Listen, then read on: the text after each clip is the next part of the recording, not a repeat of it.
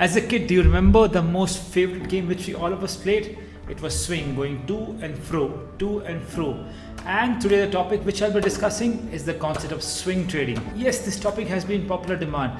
A lot of our viewers are asking that we should make an exclusive and dedicated video to understand swing trading, and we should also discuss few strategies. So today we'll be talking about the concept of swing trading, and we'll also discuss about the 3 important strategies which I personally use in my trading and make a lot of gains out of it.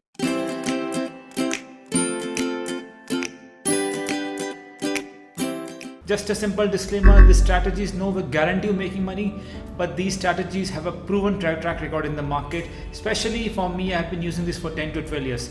So let us jump right into our discussion. So I'll be starting by giving a simple definition of swing trading. So what is swing trading? So according to Wikipedia, swing trading is a speculative trading strategy in financial market where a tradable asset is held for 1 or more days in an effort to profit from price changes or swings. So what it simply says that the swing trading is done for a financial asset which is tradable in the market. Normally the holding period is more than 1 day. Sometimes it's lesser than 1 day when it's a very volatile market, but generally the holding period is more than 1 day, and the whole idea is to capture a swing and make profit out of it. So that is the basic understanding of the concept of swing trading. Now there are basically 2 kinds of swing trades. So the first one is, now if you see on the left hand side of the screen, this is a simple chart which has been plotted with up and down movements of the market within the 2 lines. The market is going up, down, up, down, up, down. So that is every up or every down is an individual swing. So the whole idea is to capture one swing and make gain out of it. That is the basic premise of understanding the swing trading. Second form of swing trading which you see is that when the market is in an uptrend but we see zigzag pattern in the market. One simple thing, we must always remember that the market never keeps going trending in one direction. It always has up and down movement depending on where the market is going. When the market is going up, the upswings are longer than the downswing, and when the market is coming down, the downswings are longer and the upswings are shorter. So that is a simple difference, but the market never goes in one direction. So even the market going up and down is a form of swing. Any movement up is a swing, coming down is a swing, again movement up is a swing. So whole idea behind swing trading is to capture that one move which can make us decent returns, and the whole idea is that we should generally trade with the direction of the market when we are trading swing trading, because it gives you a higher chance of being successful in your trade. Now, having understood the concept of swing trading, I'll be talking about 3 important strategies, or the 3 simplest form of strategies which I personally use in my trading world. So the first strategy which we'll be talking about is called stuck in a range. Now if you look at the chart on your screen also, so this is a chart of ITC Limited. Now if you see, there are 2 lines being marked, up line and the bottom line, and the market is stuck in a range. So the whole idea is that how do I make swing trading money using this strategy of market being stuck in a range. Now the whole idea is that to capture the highest point and the lowest point and understand what could be the likely range of the market. Once you figure out that on the chart, it becomes easier for us to take a trade along with the trend. If you see from the extreme left corner of within the box range, you see the market has been rejected there, comes down, forms a bottom. We see buying coming in the market again goes up, again comes down. Now if you see this chart, the point which I'm marking on the screen here, the market has actually formed a bearish candle, but next day the market has failed to come down, which means the candlestick pattern is showing that there could be a reversal in the market, and this is also a point of first swing low on the market. So this becomes an opportunity for us to trade the swing within the range of the box. And what could be the possible targets for this trade? It has to be the point where the market first initially made a move down and then market was rejected. So as and when the market goes around that range, we should exit our trades.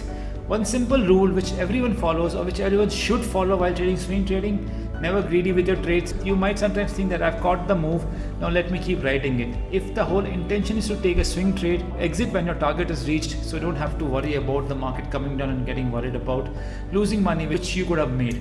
Now the point of contention is this: where do I put a stop loss for this trade? So for this trade, the stop loss has to be below the swing lows, because the market has a tendency to come there. I would still go on to recommend that have more conservative, keep it still little below the swing low, so that the market sometimes makes a false break. So you don't want to be stopped out in that. You want to be stopped out only when your trade is proven wrong. You shouldn't be stopped out because the market has got an exaggerated movement and you couldn't handle the heat and you just got stopped out, and then the market moves up. That is the worst feeling, I'm telling you. I've experienced that many times, so I wouldn't want you to experience it. That is how you use stuck in a range trading strategy. Now the next strategy which I'll be talking about, that's the number 2 strategy, is catching the trend. Now this has to be the most common and the most sought after trading strategy while someone is trading is swing trading. The idea here is that you take your trades based on the momentum in the market and you don't go against the trend. Now if you look at this chart again on your screen here, the market is in an uptrend. We can see there's an upside momentum in the market and looks like the market is going to continue the momentum. Now the point is this, where do I enter my longs? I just can't simply be randomly enter the market and then the market comes down and you get stopped out. So the idea is this, along with the chart, always plot a 50 period moving average. So the logic behind 50 period is this, when the market is trending, 50 period moving average always acts as support for the market. It doesn't let it breach easily if the momentum is still intact. Now if you look at this chart, we saw almost 4 to 5 swing trade opportunities coming in the market. The market went up, comes down, went up big time, again came down. And one important thing which you could see in the screen is that the up movement is much more than the down movement. If the up movement is say 50 units, the down movement is only 20 units. Again up 50, down 20. So in the trending market, whichever side the market is trending, that side the movement will always be more than the market, than the movement which is against it. Now the point is, where do I enter a trade? Where should I take my longs? The longs here should be whenever the market is uptrending but we see a dip in the market towards the moving average is when you take a long. It doesn't guarantee you that you'll always make money.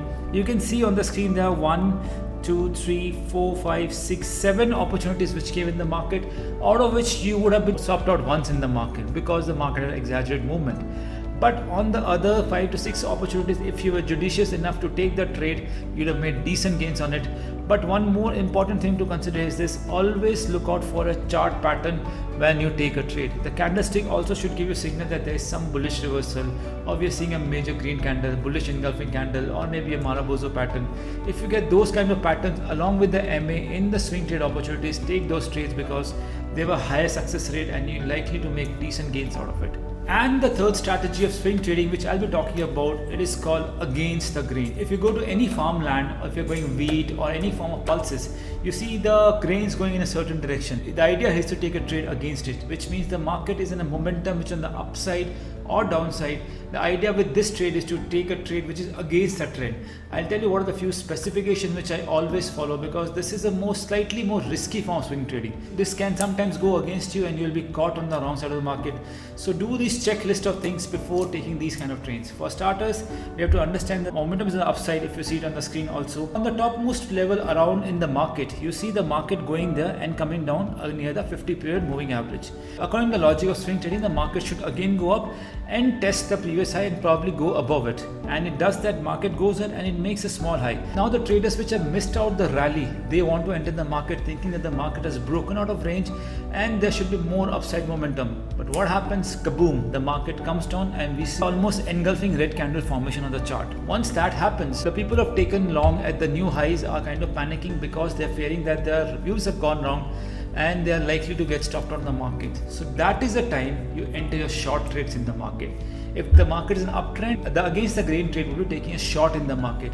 You enter your short there and keep your stop loss above the recent highs. That is the high which you see on the screen, which is marked here on the screen. Once you keep a stop loss at that level, there is a good chance that you'll catch a decent move. And now the question is, what should be the possible level of target for you?